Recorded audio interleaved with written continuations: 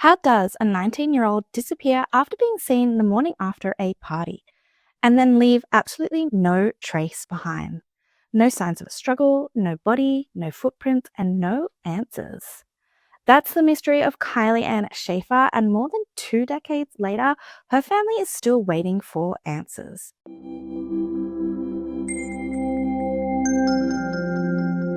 Thank you so much for clicking on today's video. My name is Ebony Rose, and here on this channel, I focus on mainly Australian true crime cases, unsolved mysteries, and missing persons cases.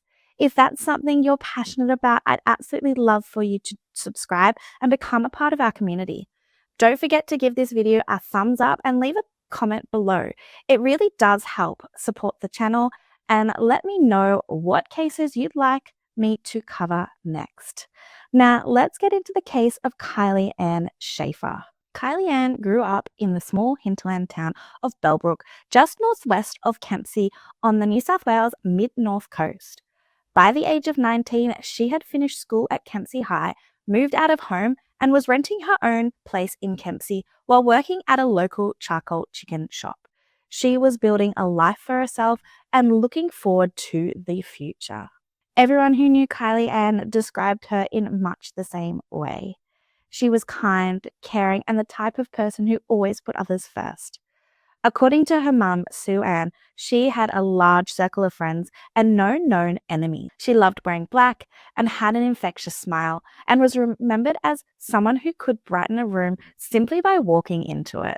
On the night of Friday, September 10th, 2004, Kylee-Ann attended a party at a house just outside of Willawarrin.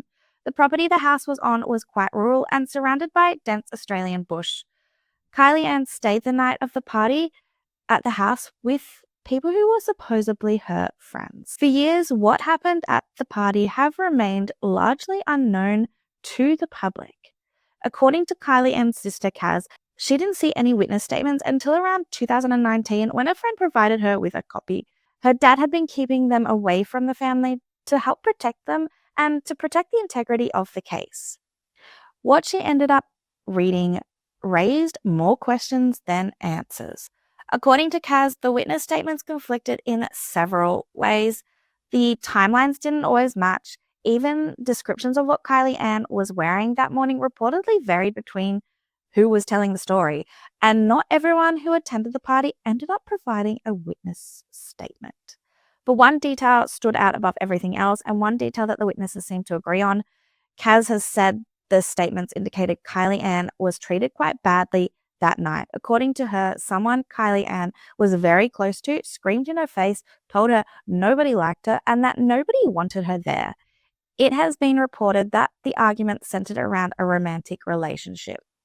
Kaz said that some statements state the argument was only a small disagreement, while others say that it was quite intense.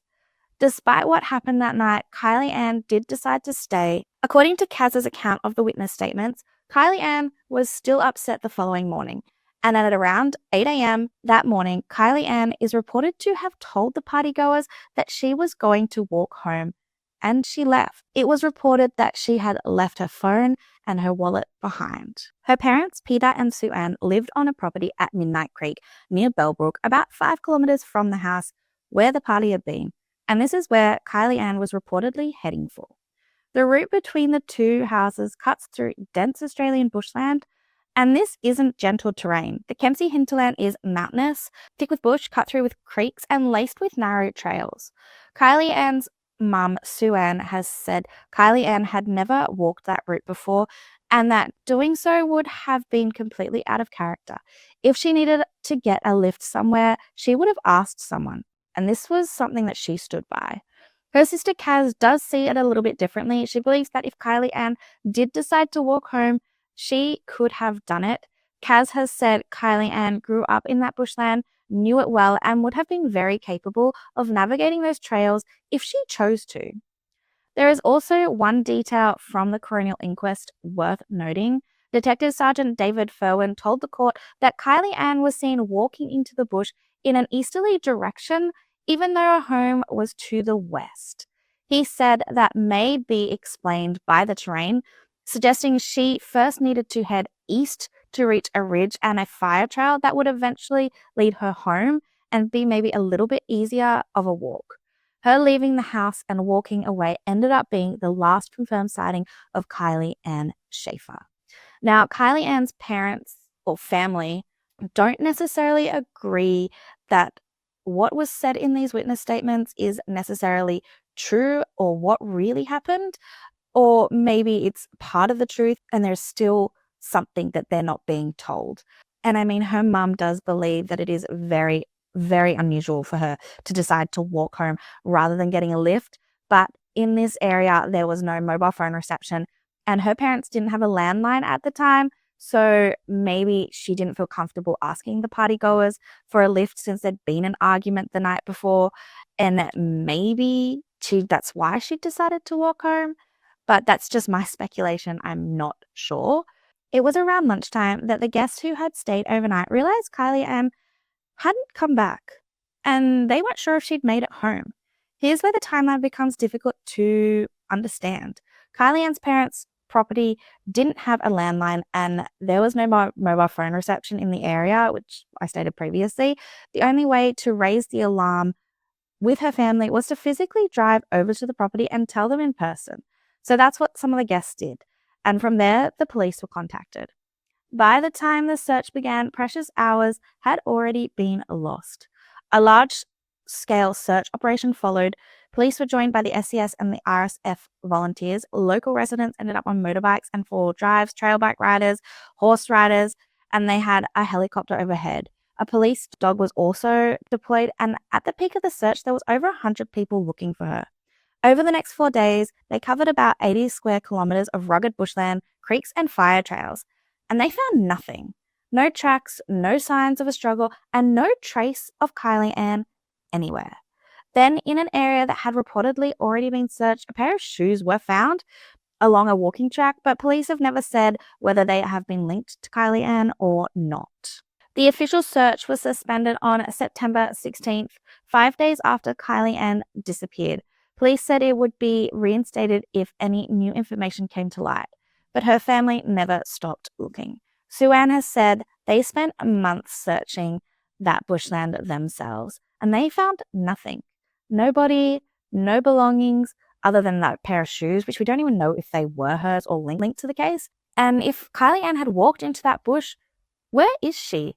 There is absolutely no evidence to state that she ended up going into that bushland, other than the witness statements from the party. In July 2010, 6 years after Kylee-Ann disappeared, a coronial inquest was held at Kempsey Coroner's Court.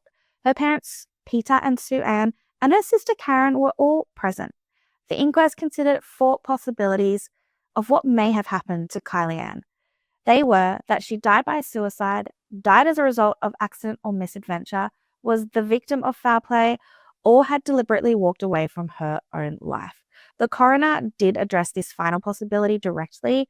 He said that in the 6 years since her disappearance, Kylee-Ann had made no contact with her family, her bank accounts had never been accessed, her tax file number had never been used, there were no health records, no confirmed sightings, and no trace of her anywhere.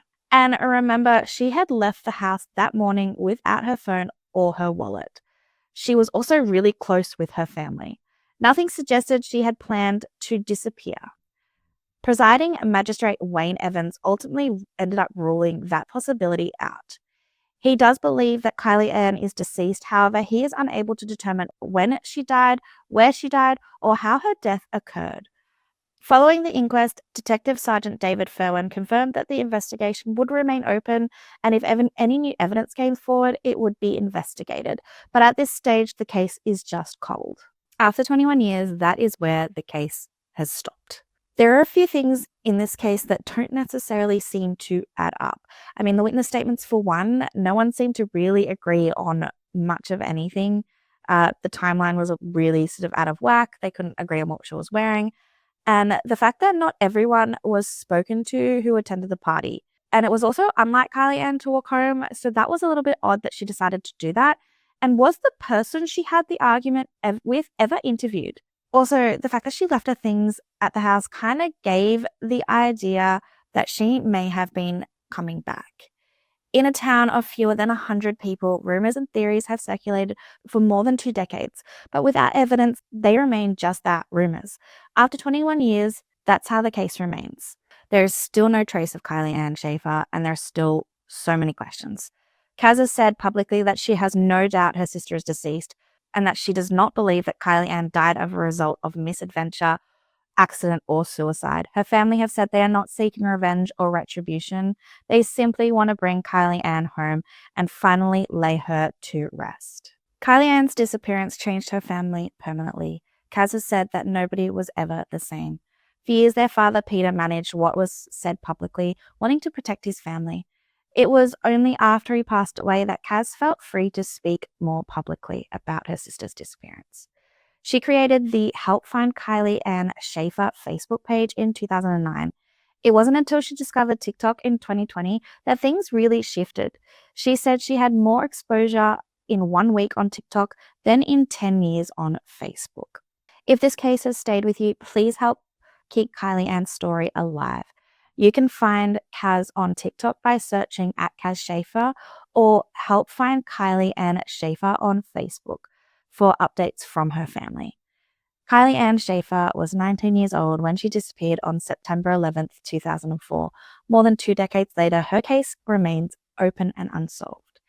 If you have any information, no matter how small, please contact Kempsey Police. I will display their phone number on the screen, and Crime Stoppers anonymously on 1800 333 000. Someone somewhere knows something. It may not even be someone who was at the party that night. It could be someone who saw a young woman walking that morning and never realized how important that memory might become. Her family deserve the closure that all families do. If you have made it this far, thank you so much for taking the time to bring awareness to these small missing persons cases that don't have a lot of coverage. Again, if you are passionate about these small cases and want to help support, please don't forget to subscribe and like this video. Anyway, that is all from me today. Thank you again for watching, and I will see you in the next one. Bye for now.